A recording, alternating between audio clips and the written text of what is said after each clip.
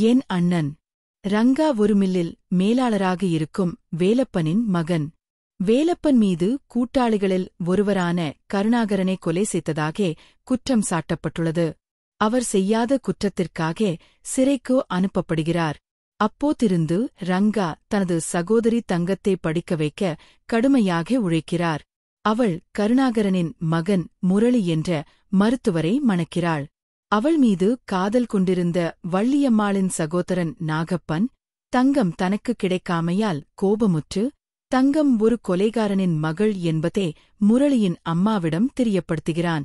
அவள் தனது தந்தையை கொலை செய்த வேலப்பனின் மகள் என்பதை அறிந்து கோவப்பட்டு அவளை விட்டுச் செல்கிறான்.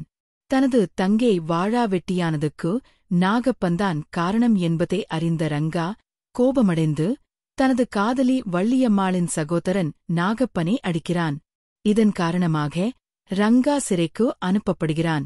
அங்கு அவன் தன் தந்தையைச் சந்தித்து தந்தை நிரபராதி என்பதை அறிந்து அவரை வெளியே கொண்டுவர சபதம் செய்கிறான்.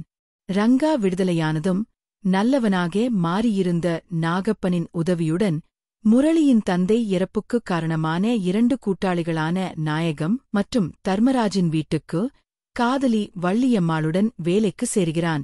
அவர்களின் நன்மதிப்பைப் பெறுகிறான். அங்கு வேலை செய்தவாறே நாயகத்தின் மகன் பூச்சியின் அப்பாவித்தனத்தை பயன்படுத்தி இறுதியாக தர்மராஜ் மற்றும் நாயகம் அவர்களே கொலை குற்றவாளிகள் என்பதை அம்பலப்படுத்துகிறான். வேலப்பன் நிரபராதி என விடுவிக்கப்பட்டார். முரளி தங்கத்தை திரும்ப அழைத்துச் செல்கிறார். ரங்கா தனது காதலியான வள்ளியம்மாளை மணந்து கொள்கிறார்.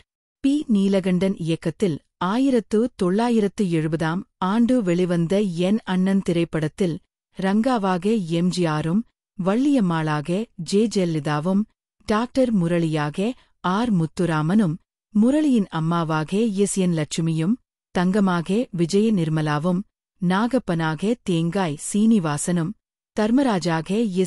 அசோகனும் நாயகமாக என். நம்பியாரும் பூச்சியாக சோவும் ரங்காவின் அப்பாவாக தீகா பகவதியும் நடித்திருந்தார்கள்.